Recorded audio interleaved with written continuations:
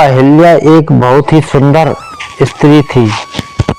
अहिल्या को ये वरदान मिला हुआ था कि उनका यौवन सदा बना रहेगा। अहिल्या की सुंदरता आगे के आगे तो अप्सराएं भी पानी भरती थीं, इसलिए देवता भी अहिल्या के कायल हुआ करते थे। लेकिन एक श्राप के कारण अहिल्या पत्थर की शिला में तब्दील हो गई थी। पौराणिक ग्रंथों में अहिल्या के बारे में बहुत सारी कथाएं प्रचलित हैं। तो चलिए जानते हैं आखिर किस श्राप की वजह से अहिल्या पत्थर की शिला बन गई और फिर उसके बाद किस प्रकार से उन्हें जीवन दान मिला। पौराणिक मान्यताओं के अनुसार अहिल्या की उत्पत्ति ब्रह्मा जी से मानी जाती है, इसलिए अहिल्या को ब्रह्मा जी की मानस पुत्री भी कहा जाता है। अहिल्या सभी गुणों से परिपूर्ण थी और बहुत ही सुंदर और रूपवती थी। इंद्रदेव भी अहिल्या की खूबसूरती के कायल थे। स्वर्ग के राजा इंद्र अहिल्या के साथ विवाह करना चाहते थे। ब्रह्मा जी ने अहिल्या के विवाह के लिए शर्त रखी थी कि जो भी तीनों लोकों की परिक्रमा सबसे पहले पूर्ण करेगा, अहिल्या का विवाह उसी के साथ किया जाएगा।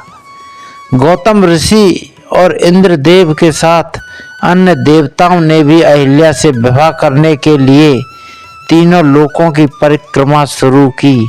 लेकिन गौतम ऋषि ने परिक्रमा के दौरान एक गर्भवती कामधेनु गाय की परिक्रमा की, जिसके कारण ब्रह्मा जी ने कहा कि कामधेनु गाय तीनों लोकों से भी श्रेष्ठ है।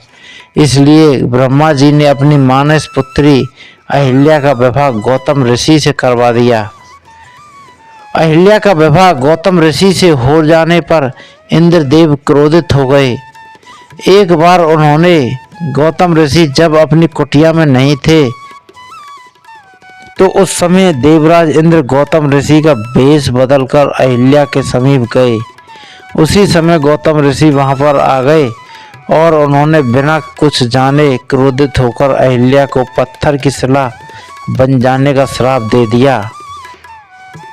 गौतम ऋषि के श्राप के कारण अहिल्या पत्थर की शिला बन गई और रामायण काल में जब राम और लक्ष्मण वन विहार करते हुए गौतम ऋषि के आश्रम के समीप पहुँचे, तब श्री राम जी के चरण लगते ही पत्थर की शिला बनी अहिल्या फिर से अपने स्वरूप में आ गई।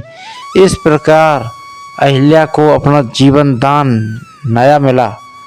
तो दोस्तों, आज की कथा आपको कैसी लगी कमेंट करके बताएं। जय जय श्री राधे।